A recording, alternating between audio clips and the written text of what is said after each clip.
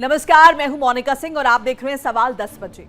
दक्षिण चीन सागर में एक बार फिर से तनाव बढ़ता हुआ दिखाई दे रहा है। विवादित स्कारबोरो शोल के आसपास चीन ने बड़ा संयुक्त सैन्य अभ्यास किया है, जिसमें उसकी नौसेना और वायुसेना दोनों शामिल रही हैं। बीजिंग का दावा है कि अभ्यास समुद्री और हवाई समन्वय क्षमता को मजबूत करने के लिए किया गया है, लेकिन फिलीपींस इसे अपने अधिकार क्षेत्र में दबाव बनाने की कोशिश मान रहा है। खास बात यह है कि ये घटनाक्रम ऐसे समय में आया है जब फिलीपींस ने संयुक्त राष्ट्र में अपने समुद्री दावों को और मजबूत करने की पहल की है। स्कारबोरो शोल लंबे समय से चीन और फिलीपींस के बीच विवाद का केंद्र रहा है।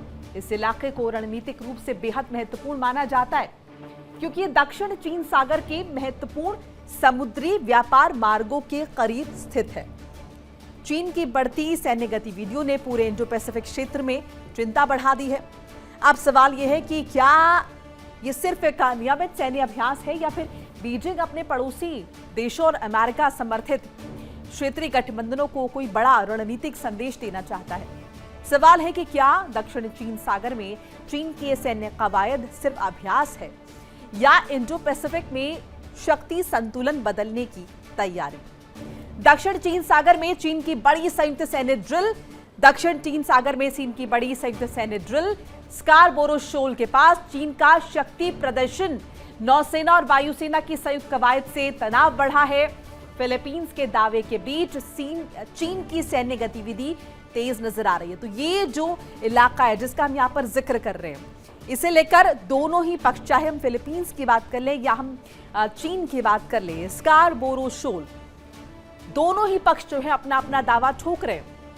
अब इसे लेकर अगर हम अंतर्राष्ट्रीय कानून की बात मानते हैं तो ये फिलीपींस के हिस्से जाता है, लेकिन चाइना इसे मानने को तैयार नहीं है।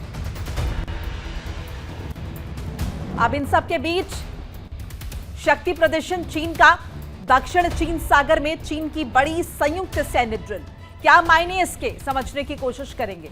स्कारबोरो शोल के पास चीन का शक्ति प्रदर्शन, नौसेना और वायुसेना की संयुक्त कवायद से तनाव बढ़ गया है।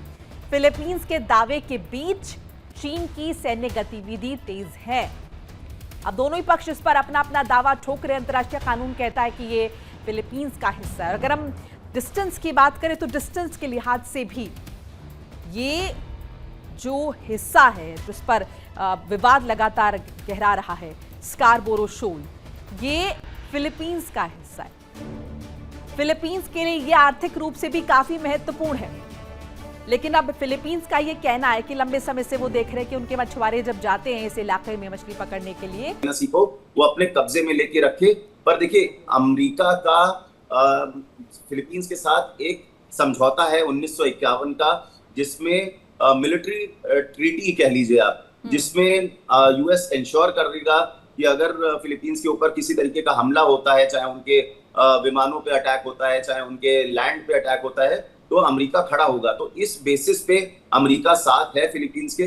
पर आज की डेट में अमेरिका का ध्यान बटा हुआ है, मिडिल ईस्ट में है। इसी का फायदा चीन उठाने की कोशिश कर रहा है, ताइवान की तरफ पुश कर रहा है, यहाँ पे जॉइंट एक्सरसाइजेस कर रहा है। वो जानता है कि अमेरिका इस समय पूरी तरीके से यहाँ पे इन्वॉल्व नहीं हो सकता है, तो इसी का फायदा उठा रहा है चीन। जी बिल्कुल। देवनाथ जी, अगर हम बात करें इंपॉर्टेंस की, तो ये जो कंट्रोवर्शियल जगह है जिसे लेकर लगातार हम बात कर रहे हैं, ये कितना ज्यादा महत्वपूर्ण है फिलीपींस के लिए? जी हाँ मोनिका, देखो, वहाँ फिलीपींस के लिए इंपॉर्टेंस इसलिए बढ़ जाती है कि अगर थ्योरेटिकली एक समझें, अगर स्कारबोरो जो है वो चाइना का मान लिया जाए एक सेकंड के लिए, तो इस जो शोल है इसके आसपास 12 नॉटिकल माइल का जो सर्कल है, यानी उत्तर दक्षिण पूर्व पश्चिम 12 नॉटिकल माइल, यानी 24 नॉटिकल माइल जो है, यानी 50 किलोमीटर तक वो एक्सक्लूसिव एरिया माना जाएगा। चीन की सार्वभौम जमीन मानी जाएगी कि वहां चीन का आधिपत्य है, अगर चीन का दावा मान लिया जाता है। और इसी तरह से अगर इस स्कारबोरो आइलैंड को एक सेकंड के लिए थ्योरेटिकली चीन का मान लिया जाता है, तो उसके आसपास जो समझिए 200 नॉटिकल माइल है उत्तर दक्षिण, अगर पूरा पश्चिम आप ले लें तो 400 नॉटिकल माइल का जो एरिया है, यानी करीब करीब 700 किलोमीटर उत्तर दक्षिण पूर्व पश्चिम में, वो चीन का एक्सक्लूसिव इकोनॉमिक जोन बन जाएगा। तो चीन ने इस तरह की चालाकियां दूसरे देशों के साथ भी की हैं। स्पॉटले आइलैंड ले लिया, पैरासोल आइलैंड ले लिया, मिस्चीफ रीफ पर कवर कर लिया। अब तो चीन क्या करता है कि अगर कोई कोरल रीफ ऐसे हैं जो कि लो टाइड के दौरान पानी के 1 फुट नीचे होते हैं और हाई टाइड के दौरान पानी के 10 फुट नीचे होते हैं, चीन क्या कर रहा है कि चीन से कंकड़ पत्थर और सैंड और बड़े बड़े कंक्रीट ब्लॉक लाके इनके ऊपर बिठा रहा है, बिठा के इनका लेवल जो है 10 मीटर आर्टिफिशियली ऊपर कर रहा है। उसके बाद वो दावा करता है कि हाँ, ये तो लो टाइड के समय 3 मीटर ऊपर है पानी के, और हाई टाइड के समय भी पानी के 1 मीटर ऊपर है, और कहता है चीन की ये तो हमारा एरिया है। कई जगह चीन अपना झंडा गाड़ देता है। एक दो जगह पे तो उन्होंने अपने रेडार स्टेशन तैनात कर दिए हैं। अब अमेरिका इसको नहीं मानता और बीच बीच में अपने शिप्स को इन रीफ्स, कोरल रीफ्स के बहुत पास पास से अपनी शिप्स को भेजता है। कहता है कि ये तो इंटरनेशनल वाटर है, तो जो फ्रीडम ऑफ नेविगेशन है, अनक्लॉज के नियम या राइट टू पैसेज जो नियम है, उसके तहत अमेरिका अपनी नेवी के शिप्स को in Chinese claimed so called shoals या कोरल रीफ के पास से ले जाता है। चीन बड़ा चतुर है। जब चीन की नेवी आती है तो वो चुपचाप शांत बैठ जाते हैं। चीन बहुत चतुर है। जब अमेरिका की नेवी आती है तो वो चुपचाप बैठ जाते हैं, और जैसे ही अमेरिका की नेवी का शिप वहां से गुजर के चला जाता है, उसके बाद से फिर वो चीन का झंडा ऊपर कर देते हैं, और फिलीपींस का कोस्ट गार्ड आने से उस पर जो शिप का वाटर कैनन होता है, बहुत पावरफुल होता है, उससे अटैक कर देते हैं। तो चीन की चतुराई है कि ये इनके इन प्रकार आने वाले दशकों पर इन कोरल रीफ पर एक एक करके कब्जा करना चाहता है। जी ठीक है साई साहब, हम लगातार स्कारबोरो शोल की महत्वता की भी बात कर रहे हैं, और ये भी बात करें कि अभी ये जो, हालांकि आपने कहा कि एक रेगुलर एक्सरसाइज है जो कि चाइना वक्त वक्त पर करता रहता है, लेकिन चूंकि हम टाइमिंग को लेकर भी सवाल उठा रहे हैं, हम मिडिल ईस्ट की सिचुएशन भी देख रहे हैं, हम ये भी देख रहे हैं अमेरिका किस तरीके से इंगेज है, ईरान ने उसे किस तरीके से इंगेज किया हुआ है। ऐसे में ये जो पूरा घटनाक्रम है, आप इसे किस तरीके से जोड़ते हैं, और क्या अभी जिस तरीके से फिलीपींस चिंतित नजर आ रहा है, तो क्या इसमें हम किसी अमेरिकी हस्तक्षेप की उम्मीद करें? Absolutely not. जब तक कोई इस तरह का confrontation specific between US and China नहीं होगा, तब तक आप ये मान के चलिए कि यूएस की प्रेजेंट जो टैरिफ एंटेंगलमेंट चल रही है चाइना के साथ, और Chinese major players in auto sector and space sector and blue chip, जिसको आप सेमीकंडक्टर्स से रिलेटेड, तब तक अमेरिका चाइना से अगले 1 साल या हो सकता है इंटायर ट्रम्प डायरेक्ट कन्फ्रंटेशन नहीं करेगा। Definitely not thousands of kilometers away in south China sea और समवेयर। इसी वजह से वो वन चाइना पे क्वाइट हैं, मान के उन्होंने वर्बली बता रखा है कि ताइपेई आपका है, ये मनीला के आसपास हम नहीं। So I have no doubt कि अमेरिका यहाँ पे कोई मिलिट्री एक्सरसाइज या फ्लेक्स ऑफ मसल्स नहीं करने वाला है। China will continue. अब इस पे रिस्पॉन्स कौन करेगा, who to counter this? It should be India, India, India, क्योंकि फ्यूचर में जो भी ट्रेड रूट्स यहां से जाएंगे, this is more of a commercial trade related challenge. जब 2012 की बात हम करते हैं, उन्होंने अचानक से डिक्लेयर कर दिया, और कोई इसका standing, legal standing United Nations का कोई रजिस्ट्रेशन, रिकॉग्निशन नहीं है, फिर भी वहां पे वो पेट्रोल्स करते रहते हैं, but no one ever speaks. काफी ज्यादा उनकी बॉर्डर पेट्रोल और कोस्टल पेट्रोल्स यहाँ पे ऑफेंसिव एक्टिविटीज करती हैं, बट क्या फिलीपींस या मनीला उसको कुछ रेसिस्ट कर पाएगा? सिर्फ स्टेटमेंट्स देना। तो it is more of a posturing from Philippines also. लेकिन इंडिया के लिए ये मैटर ऑफ कंसर्न है कि इस इलाके में चाइना अगर अपना दबदबा बनाता रहेगा, 10 डिग्री के आसपास, 8 डिग्री, वो एक लाइन खींच रखी है, कभी वो जाके इन डायरेक्टली ताइवान को चैलेंज, वो इस पूरे इलाके को, जहां पे एक पर्टिकुलर टाइप का, अगर आप इनकी जेनेटिक्स देखें तो एक जैसे लोग दिखते हैं। चाइना का, जैसे हम वृहद भारत की एक बात करते हैं अफगानिस्तान के आगे तक, वैसे ही चाइना का एक विजन है कि मंगोल और पेरिफेरल जितनी जेनेटिक डिजाइन के लोग हैं वो हमारे हैं।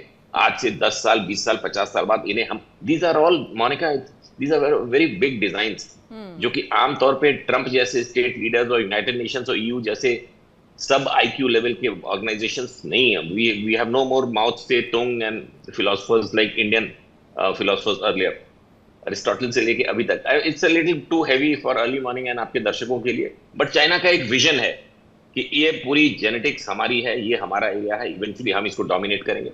गलत वो सिर्फ ये करते हैं कि वो मिलिट्री पावर ज्यादा यूज करते हैं, नहीं तो अदरवाइज वो हमारे फिंगर 8 फिंगर 3 के अंदर घुसते गए और अरुणाचल या इधर भी जो एक पर्टिकुलर टाइप के लोग हैं जिनका बोन स्ट्रक्चर, जिनका जेनेटिक डिजाइन चाइना से मिलता है, वो उसको अपना मानते हैं और इस वजह से वो इस तरह की एक्सरसाइज करते रहते हैं। काफी डीप सोचते हैं, काफी लंबा सोचते हैं। बट आपका basic question, is America going to interfere और any conflict with China on this issue? Not at all. जी मोनिका, नॉट नाउ, या फिर मतलब अभी अगर ये एस्केलेट होता है तो फिर सिचुएशन कुछ और होगी? एस्केलेशन का कोई अभी मतलब देयर इज नो चैलेंज। ये तो स्टेटस को पिछले 15 साल 10-12 सालों से है।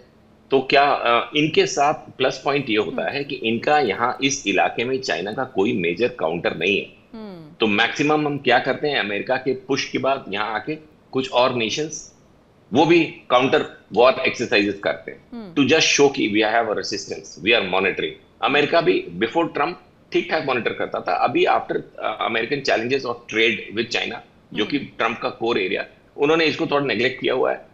And it will remain like this for some time. I don't expect any military confrontation in this area at all in the coming 5-10 years. जी मोनिका, ठीक है। मेजर विराट, बात करें लगातार स्कारबोरो की, तो अभी किस तरह की व्यवस्था है? चाइना डायरेक्टली अगर हम देखें सैन्य टकराव के मूड में नहीं है, जैसे कि अभी साहिब साहब जिक्र कर रहे थे। डिस्टेंस वाइज हम देख रहे हैं कि फिलीपींस के नजदीक है, अंतर्राष्ट्रीय कानून भी यही कहता है कि फिलीपींस का हिस्सा है। चाइना अपना आधिपत्य जो है वो साबित करने की कोशिश में है। अभी किस तरह की व्यवस्था वहां पर है? देखिए मोनिका जी, जितना मैं समझ पाता हूँ, चाइना बाउंड्रीज को पुश कर रहा है धीरे धीरे। पहले उन्होंने अपनी बाउंड्रीज को कैसे पुश किया, उन्होंने अपने ट्रॉलर्स भेजे, अपने वेसल्स भेजे जिन्होंने सिर्फ वहां पे फिशिंग के लिए गए थे। फिर धीरे से उन्होंने अपनी जो मैरिटाइम वेसल्स हैं, जो फाइटर वेसल्स हैं, उनको भेजा। अब वहां से वो अपने जेट्स को पास कराते हैं। जो फिलीपींस की जो मर्चेंट जो वेसल्स जाते हैं, जो फिशिंग के वेसल्स जाते हैं, उनको परेशान करना, उनको लगातार टक्कर मारना, वहां से हवाई जहाज उड़ाना। साथ में ये किस तरीके के ऑपरेशंस करते हैं कि वहां पे ये बड़े फ्लोटिंग बैरियर्स लगा देते हैं कि आप आ ही नहीं सकते वहां पे। तो इस तरीके से इन्होंने इस शोल को पूरी तरीके से घेरने की कोशिश की है, अपना बनाने की कोशिश करी है और साथ में इस बाउंड्रीज को पुश कर रहे हैं। 9 डैश लाइन को इन्होंने अचानक से ला दिया। पहले ये 11 डैश लाइन के नाम से जानी जाती थी, अब ये 9 डैश लाइन, जिसका कोई एग्जिस्टेंस नहीं है, कोई लीगल बेसिस नहीं है, जिसे हम काल्पनिक भी कहते हैं कई दफा। जी बिल्कुल बिल्कुल। और साथ में अब ये और भी जो वहाँ आइलैंड्स हैं, स्प्रैटलीज हैं, उनको भी घेरने का प्रयास है। जो बाकी और आइलैंड्स हैं, छोटे शोल्स हैं, उनको भी घेरने का प्रयास है, नए आइलैंड्स क्रिएट करने का प्रयास है। और ये दिखाना चाहते हैं पूरी दुनिया को कि ये सब हमारा ही था, हमारा ही है और हमारा ही रहेगा। तो ये वाला जो आइडिया है इनका, देखिए जो स्कारबरो शोल का जो पहला मेंशन आता है किसी मैप में, वो आता है स्पेनिश मैप्स में, जब स्पेन राज्य करता था फिलीपींस के ऊपर। उन मैप्स को की अब वैलिडिटी इन्होंने हटा दी है, चीन मानता ही नहीं उन मैप्स को, जबकि 1734 के जो मैप्स हैं उनमें क्लियरली स्कारबरो शोल को दिखाया गया है फिलीपींस के अंडर में। तो उन जो इनकी हिस्टोरिकल वैधता है उसको नहीं मानना, आज की डेट में जो परमानेंट कोर्ट ऑफ आर्बिट्रेशन है उसकी रूलिंग को नहीं मानना, तो ये दिखाता है कि कहीं ना कहीं चीन विस्तारवादी है, चीन रिविजनिस्ट है, चीन सारी बातों का शोधन करना चाहता है, बदलना चाहता है इंटरनेशनल अफेयर्स को जिस तरीके से डील हो रहा है। और आप देखिए ये सिर्फ यहीं स्कारबरो शोल के आसपास नहीं है, चाहे वो ताइवान हो, चाहे भारत का ईस्टर्न सेक्टर हो, अरुणाचल प्रदेश हो, चाहे जापान के वो आइलैंड्स हो। जो देखिए इंडिया डेली 24/7 अब आपके स्मार्ट टीवी पर। इंडिया डेली मौजूद है सभी डिजिटल प्लेटफॉर्म पर लाइव और लगातार। इंडिया डेली 24/7 हर दिन राष्ट्र को समर्पित।